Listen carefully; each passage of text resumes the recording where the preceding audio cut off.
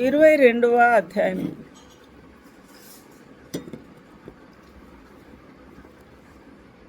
అమ్మా 22వ అధ్యాయం. అమ్మ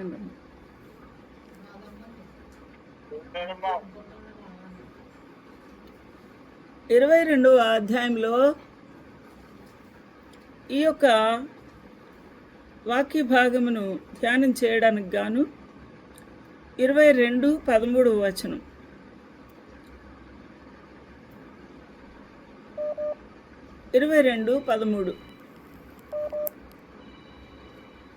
నేనే అల్ఫయు ఓమేగయు, మొదటివాడును కడపటివాడును, ఆదియు అంతమునై ఉన్నాను. చాలండి. నేనే అల్ఫాయు ఓమేగయు అనే మాటలో దేవుని యొక్క చిత్తం ఏంటి అనగా, ప్రభు ever ending god. Our god is ever ending అంటే శాశ్వత కాలము. ఆయన శాశ్వత కాలము ఉండువాడు అనే పేరు కలిగినవాడు. అందువలన నేనే అనే మాట తన యొక్క చిత్తానుసారంగా దృఢ సంకల్పంతో తన యొక్క డివైన్ ప్లాన్తో ప్రభు ఈ మాట పలుకుతూ ఉన్నాడు. ఆయనే ఉద్ఘాటిస్తూ ఉన్నాడు, నేను ఆల్ఫా ఓమేగా అయి ఉన్నాను అని. అనగా ఆయనకు మించినవాడు ఎవరు లేరు. ఆయన ముందు కానీ వెనక కానీ ఎవరు లేరు. ఆయనే మొదటివాడు, ఆయనే కడపటివాడు. కాబట్టి సర్వకాలములలో సర్వలోకమును సర్వ ప్రపంచములను కూడా ఏలువాడు ఆ ప్రభువే అని ఆ మాటలో మనకు అర్థము ఇచ్చుచూ ఉన్నది. కాబట్టి అల్ఫా ఓమేగయు అయినవాడు, మొదటివాడు, కడపటివాడు అయిన మన ప్రభు, ఆయన ఆదియు అంతము అయి ఉన్నాడు. ఇట్టి ప్రభువు మనతో మాట్లాడుచున్నవాడు ఏమనగా, నేను సర్వకాలం మీతోనే ఉన్నాను, సదాకాలం మీతో జీవించువాడను అయి ఉన్నాను. ఈరోజు నాకు మా అమ్మ మా నాన్నగారు మరి కాలం చేసి వెళ్ళిపోయారు. అప్పుడు నాకేం కలుగుతుంది? బెంగ కలుగుతుంది. ఏమని?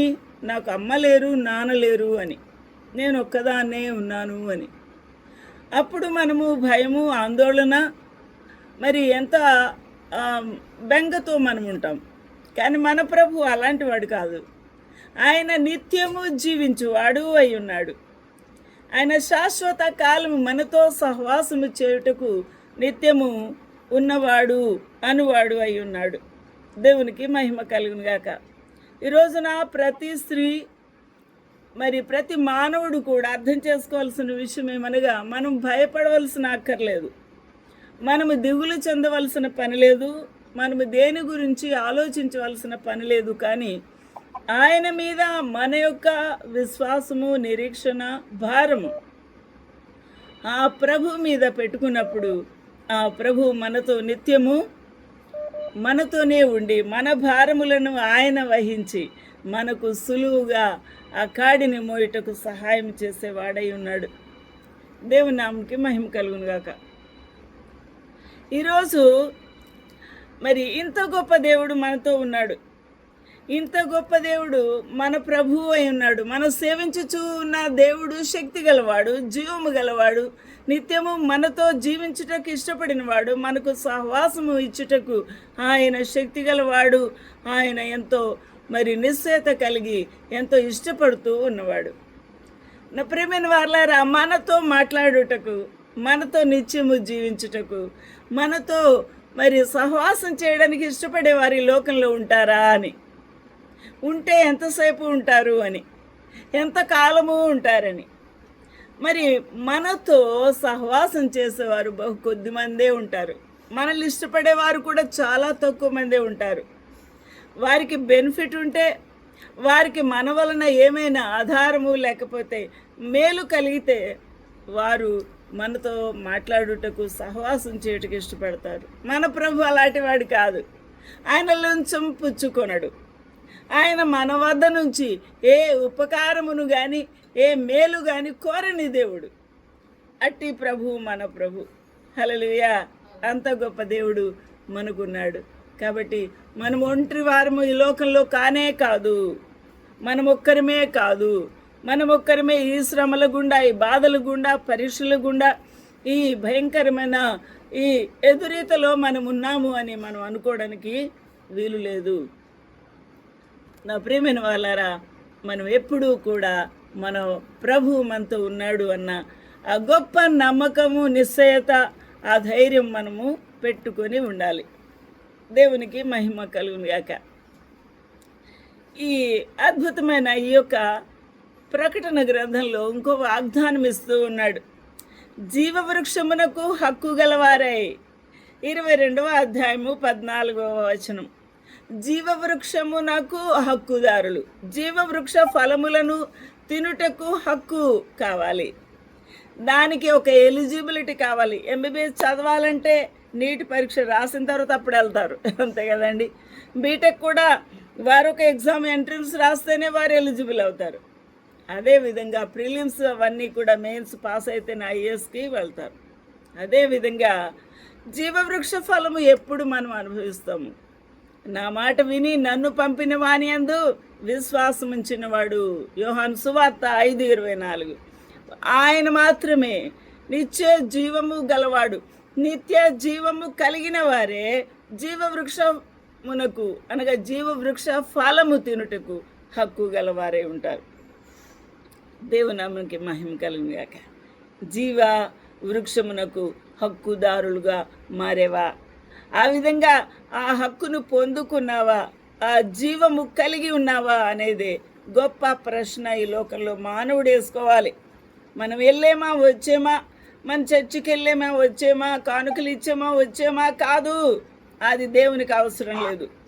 నీ జీవితంలో, నా జీవితంలో ప్రభువు కోరుకునే ఆ గొప్ప ఆయన కాంక్ష ఏమనగా, నా యొక్క ప్రియుడు, నా బిడ్డ నన్ను సంపూర్ణంగా అంగీకరించాడా, నిత్య జీవమును పొందుకున్నాడా, నాతో ఆయన యునైట్ అయ్యాడా లేదా అని ఆయన గుర్తిస్తాడు. ఆయన చూస్తాడు, ఎదురు చూస్తాడు. నీ సహవాసం కొరకు ఎదురు చూపులు చూచే మన ప్రభు ఉన్నాడు మనకు. ఆ దేవునికి మహిమ కలుగును గాక. నిత్య జీవము గలవాడు, వాడు తీర్పులోనికి రాడు, మరణములో నుండి జీవంలోనికి దాటి ఉన్నాడు అని మీతో నిశ్చయముగా చెప్పుచూ ఉన్నాను. ఈ రోజున ఆలోచన చేద్దాం. జీవ వృక్షమునకు హక్కు గలవారై, ఈ హక్కు ఎవరైతే సంపాదించుకుంటారో, ఈ హక్కు కలిగిన వారికి ఏం కలుగుతుంది? ఆ పరలోక పట్టణమునకు ప్రవేశించుటకు అధికారం కలుగుతుంది. ఈ రోజున కొన్ని కూపన్స్ ఇస్తారు దేనికి, ఫంక్షన్స్కి వెళ్ళేటప్పుడు. ఆ యొక్క మరి ఆ కూపన్ చూపిస్తేనే ఆ హాల్లోకి మనకి ప్రవేశము ఉంటుంది. ఆ గేటు వద్దనే అది చెక్ చేసేవాడు ఉంటాడు. ఈ రోజున పరలోక పట్టణమునకు ప్రవేశమునకు ఆ గుమ్మముల గుండా ప్రవేశించుటకు ఈ హక్కు కలిగిన ఈ యొక్క ఎలిజిబిలిటీని టెస్ట్ చేయబడుతుంది. అక్కడ నువ్వు జీవము కలిగి ఉంటేనే జీవ వృక్షమునకు హక్కుదారుడుగా ఆ గుమ్మముల్లో ప్రవేశిస్తావు అని మనకు అర్థమవుతుంది. ఎవరు ఈ జీవము కలిగి ఉంటారు? ఎవరు ఈ జీవ వృక్షమునకు హక్కుదారులై ఉంటారు అనగా, వారు తమ వస్త్రములను ఉదుకుకొన్నవారు. శుభ్రంగా ఉదుక్కోవాలి. వారి వస్త్రములను ఇలాగా తెల్లగా చేసుకున్నవారు. ఆలోచన చేద్దాము.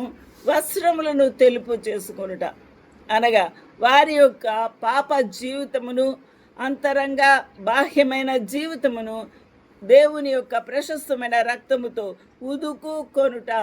ఉదుకుకొని వారి వస్త్రములు తెల్లగా చేసుకొనుట అని మనకు అర్థమిస్తుంది. కాబట్టి తమ వస్త్రములను ఉదుక్కున్న వారే ధన్యులు. వారే ఆ యొక్క లోపలికి అనగా పరలోక పట్టణము గుమ్మములోకి ప్రవేశించుటకు, ఆ జీవవృక్ష ఫలమును అనుభవించుటకు హక్కుదారులై ఉంటారు అని దేవుని యొక్క వాక్యం మనతో సెలవిస్తూ ఉంది. ఇట్టి వారికట ప్రభు ఏం చేస్తాడట? అట్టి వారికి దప్పి కొనకుండా ఆయన దాహము తీర్చే ఉచితముగా జీవజలముల ఊటలను బుగ్గలో నుంచి తాగిస్తాడంట. ఈ విషయాన్ని మనం ఆలోచించేద్దాము. ప్రకటన గ్రంథము 21:6. ఆయన నాతో ఇట్లనను, సమాప్తమైనవి, నేనే ఆల్ఫాయు ఒమేగయు, అనగా ఆదియు అంతము అయి ఉన్నవాడను. దప్పిగొని వానికి జీవజలముల బుగ్గలోని జలమును నేను ఉచితముగా అనుగ్రహింతును. ఎవరికి దప్పి ఉంటుంది? ఈ లోకంలో ప్రతి వారికి దప్పి ఉంటుంది. కానీ దాహము తీర్చుకోవాలి అన్న ఆశ కలిగి ఉంటేనే ఆయన జీవజల ఊటను తాగనిస్తాడు. ఆలోచించేద్దామండి. 21వ అధ్యాయం ప్రకటన గ్రంథంలో 6వ వచనం. ఈ 6వ వచనంలో, నేనే ఆల్ఫాయు ఓమేగయు అయి ఉన్నాను, ఆదియు అంతము అయి ఉన్నవాడను. దప్పిగొనిన వానికి జీవజలముల బుగ్గలోని జలమును నేను ఉచితముగా అనుగ్రహింతును. జీవజలముల బుగ్గ. ఈరోజున మనము ఆలోచన చేయాల్సిన విషయం ఏమనగా, జీవజలముల ఊటలో నుంచి మనము జీవజలమును తాగాలి అనంటే ఆ జీవజలముల బుగ్గలోనిది తాగించేవారు ఎవరై ఉంటారు? మనకు ఆ ఎలిజిబిలిటీ ఇచ్చేవారు ఎవరై ఉంటారు? ఆలోచన చేయాలి. ఆ ఎలిజిబిలిటీ ఇచ్చేవారు మన ప్రభు అయిన యేసుక్రీస్తు మాత్రమే. ఆ యొక్క జీవజల ఊటలోనిది తాగించుటకు అర్హుడు. ఆ ప్రభువే మనకు జీవజల ఊటల్లో నుంచి జీవజలమును తాగించే దేవుడు. ఈరోజున ఆలోచన చేద్దాము. మన బ్రతుకులో మనం ఆలోచన చేయాల్సింది, ఆలోచన చేసి మనము ఎలిజిబిలిటీ సంపాదించుకోవాల్సింది ఏమనగా, మన ప్రభుని యేసు క్రీస్తు అనుగ్రహించే ఆ జీవజలముల ఊటను అనుభవించే అర్హత సంపాదించుకోవాలి. అది ఏ విధంగా దొరుకుతుంది? మన పాపములను, అంతరంగ జీవితమును ప్రభు అయిన యేసు క్రీస్తు రక్తములో కడగబడితేనే, మన వస్త్రములు తెల్లగా ఉదుకబడితేనే ఆ ప్రభు మనకు జీవవృక్షమునకు హక్కుదారులుగాను ఈ జీవజలముల బుగ్గలోని జలమును ఉచితముగా అనుగ్రహించబడుతూ ఉన్న ఆ జీవజలములను తాగుటకు అర్హులము అవుతాము. దేవునికి మహిమ కలుగునుగాక. ఈ రోజున మన బ్రతుకులో ఈ అదృశ్యము లేక ఈ యొక్క దేవుని యొక్క ప్రణాళికని గనక మిస్ అయితే, ఈ అద్భుతమైన ఉచితమైన ఈ జీవజలములను గనక మనము మిస్ అయితే మనకు ఏమి దొరుకుతుంది అనంటే, భయంకరమైన ఆల్టర్నేటివ్ ఒకటే. ఇక్కడికి వచ్చారా, కుడివైపుకి వచ్చారా, మీరు ఆశీర్వదించబడి జీవజలముల బుగ్గలోని జలమును ఉచితంగా పొందుతారు. ఇది గనక మిస్ అయితే ఎడం వైపున ఉన్నది మీకేంటి? అగ్నిహోత్రము. అక్కడ ఏముంటుంది? అక్కడ అగ్ని ఆరదు, పురుగు చావదు, తరగదు గంధకాలు. ఆ గంధకాలతో నిత్యము మలమల మాడుతూ దాహమని ఆ మంటలతో కాలిపోవలసిందే. ఆలోచన చేద్దాం. ఏది మనకు ప్రభు ఉచితంగా ఇస్తానన్నారు, అది పొందుకొనుటకు నువ్వు అడుగులు వేస్తావా? లేకపోతే నిర్లక్ష్యముతో ఈ యొక్క ఆరని అగ్నికి వెళ్ళినా పర్వాలేదు అని అనుకుంటావా? ఆలోచన చేద్దాం. ఈరోజు ఆలోచన చేయాల్సిన ప్రాముఖ్యమైన విషయాలు ఏమనగా, మన బ్రతుకులో దేవుని యొక్క చిత్తమును ఏ విధంగా గ్రహిస్తూ ఉన్నాము? దేవుని యొక్క చిత్తమును వినుట మాత్రమే కాదు కానీ, అది గ్రహించుట మాత్రమే కాదు కానీ, దానికి లోబడాలి. అంటే ఏంటి అర్థం? లోబడుట అనగా మనము పాపములను ఉన్నట్టుగా ప్రభు పాదాల దగ్గర ఒప్పుకొనుట, కక్కివేయుట, ఎంటీ చేయుట. కడగబడిన స్థితిలోకి మనము రావాలని అంటే వాటిని బయటికి నెట్టివేయుట. అప్పుడు ప్రభు మన యొక్క అంతరంగ జీవితాన్ని, బాహ్య జీవితాన్ని ఆయన శుద్ధి చేసే దేవుడై ఉన్నాడు. అప్పుడు జీవజలముల ఊటలు తాగుటకు నీవు హక్కుదారురాలుగా మారిపోతావు. He said unto me, it is done. I am Alpha and Omega, the beginning and the end. I will give unto him that is athirst of a fountain of water of life freely. ఉచితంగా ప్రభు మనకు అనుగ్రహిస్తాడట. ఎందుకనంటే ఆయన మనల్ని దాహముతో ఉంచే దేవుడు కాదు. మన నోరు ఎండిపోవాలని ఎప్పుడు ఇష్టపడాడు ప్రభు. మన కడుపు నిండా ఆయన ఆహారము పెట్టుతూ, కడుపు నిండా ఆ జీవవృక్ష ఫలములు ఆయన నింపుతూ, ఈ జీవజలముల ఊటలతో మనల్ని తృప్తిపరచాలనే ఆశ కలిగి ఉన్నాడు ఉచితముగా. అందువలన దప్పిగొన్న వార్లారా నా ఎద్దుకు రండి, రూకలు లేకనే ఉచితంగా పొందండి అని అంటాడు. అందువలన ఉచితంగా ప్రభువు ఇస్తున్నాడు.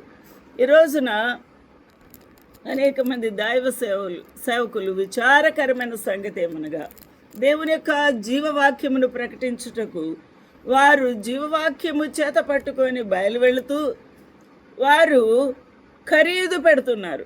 మాకు ఇంత ఇస్తే మేము ప్రసంగానికి వస్తాం, మీరు ఈ టికెట్ కొంటేనే మేము వస్తాం, మాకు ఇది చేస్తేనే మేము వస్తాం. దేవుడేమన్నాడు? ఉచితంగా మీరు పొంది ఉన్నారు, ఉచితంగా ఇయ్యమన్నాడు. ఈ రోజున చాలా దురదృష్టకరమైన సంగతి. అందువలన మన జీవితము ఎంతగానో ప్రభువును దుఃఖపెడుతుంది అని మరి అందరూ గ్రహించవలసిన వారై ఉన్నారు. ఆలోచన చేద్దాం. ఈ రోజున ఆలోచన చేయవలసిన ఈ ప్రాముఖ్యమైన విషయం ఏమనగా, మనము దేవుని యొక్క చిత్తమును గ్రహించిన వారంగా ఉండాలి. దేవునికి దుఃఖపెట్టే వారంగా, ఆయాస పెట్టే వారంగా ఉండకూడదు. మనల్ని మనం సరి చేసుకొని లోబడుతున్న వారంగానే ఉండాలి. ఈ రోజున స్త్రీ లోబడితే ఏం కలుగుతుంది? ఇంటిలో ఏం జరుగుతుంది? స్త్రీ లోబడితే, దేవునికి విధేయత చూపితే, ఆశీర్వదించబడితే స్త్రీ వలన గృహానికి ఏమి కలుగుతుంది? ఈమె ద్వారా she became and she will become a channel of blessing అంటూ హిస్ ఆర్ హర్ ఫ్యామిలీ. ఆమె కుటుంబానికి ఆమె ఒక ఛానల్ ఆఫ్ బ్లెస్సింగ్గా మారిపోతుంది, ఒక ఆశీర్వాదానికి కారకురాలుగా మారిపోతుంది. ఆమె పిల్ల తరములు, ఆమె తరతరాలు కూడా ఆశీర్వదించబడిన వారుగా మారిపోతారు. తరతరములకు నీవు ఆశీర్వదించబడిన దానువుగా నువ్వు పిలువబడతావు అని ఎవరి గురించి మాట్లాడబడింది? మరియమ్మ. కాబట్టి మరియమ్మ ఆశీర్వదించబడింది. ఎందుకు అనగా ఆమె విధేయురాలు. ఇదిగో నీ దీనురాలును, నీ చిత్తము నా జీవితంలో నెరవేరునుగాక అని ఒప్పుకున్నది. ఆమె కన్సర్ట్ అనగా తన ఇష్టాన్ని ప్రభు దూతకు తెలియచెప్పింది. దూత ప్రభువుకు తెలియజేశాడు. అప్పుడు కానీ ఆమె గర్భం తెరవలేదు ప్రభు. ఈరోజున ఆలోచన చేద్దామండి. మనము ఇష్టపడితే మన గృహానికి మన తలుపులు తెరిచిన వారంగా మారుతాము. మన యొక్క మూయబడిన తలుపులు, మన యొక్క గృహంలో మూయబడిన ఆశీర్వాదాలు, మన గృహంలో దేవుడు కుమ్మరించబడుతున్న ప్రతి ఆశీర్వాదము కూడా యేసు నామములో తెరవబడుతుంది. దేవునికి మహిమ కలుగునుగాక. చీకటి వాడి కార్యములు లయమైపోతాయి. దేవునికి మహిమ కలుగునుగాక. చీకటి వాడు పారిపోతాడు. దేవునికి మహిమ కలుగునుగాక.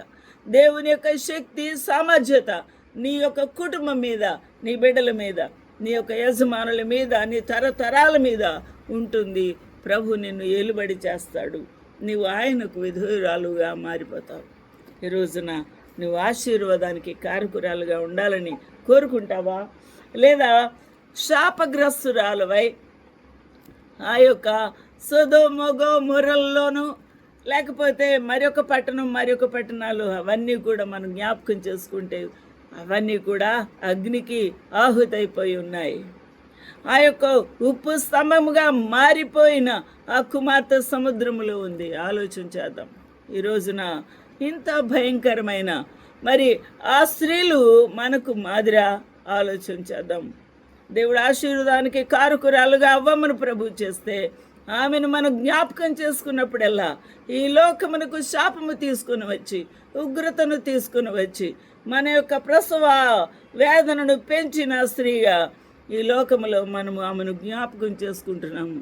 ఈ రోజున అది మన యొక్క ఆశీర్వాదము కానే కాదు. అటువంటి తల్లులుగా మనం మారకూడదు. అటువంటి స్త్రీలుగా మనం ఉండకూడదు. అంత నిర్లక్ష్య స్వభావం మన లోపలికి రాకూడదు. ఆలోచన చేద్దాం. భయం వణుకుతో మనం ప్రభువుకు విధేయులమైతే ఆ యొక్క విధేయత, ఆ యొక్క లోబడిన జీవితము మనల్ని తిన్నగా స్వర్గమునకు అనగా పరలోకమునకు చేర్చుటే కాదు, పరలోక జీవాహార వృక్షములు జీవవృక్ష ఫలమును అనుభవించుటకే యోగ్యులుగా తీర్చుటే కాదు కానీ ఆ యొక్క జీవజల బుగ్గలో నుంచి ఉచితముగా ప్రభు తాగిస్తారు. ఆ యొక్క అద్భుతమైన ఆశీర్వాదములకు కారకురాలుగా నువ్వు మారుతావు. నిన్ను బట్టి నీ బిడ్డలకు, నిన్ను బట్టి నీ యొక్క తరతరాలకు ఆశీర్వాదానికి కారకురాలుగా మారిపోతావు.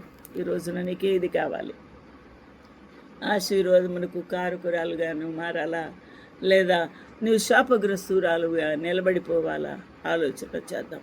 ఈ రోజున అనేకులు, ప్రతి స్త్రీ కూడా వారి యొక్క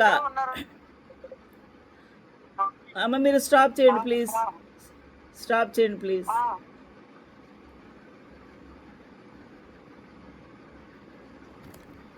మనం దేవుని యొక్క సన్నిధిలో ఆశీర్వాదమునకు కారకురాలుగా మనం ఉన్నామా లేదా అనేది ఆలోచన చేద్దాము.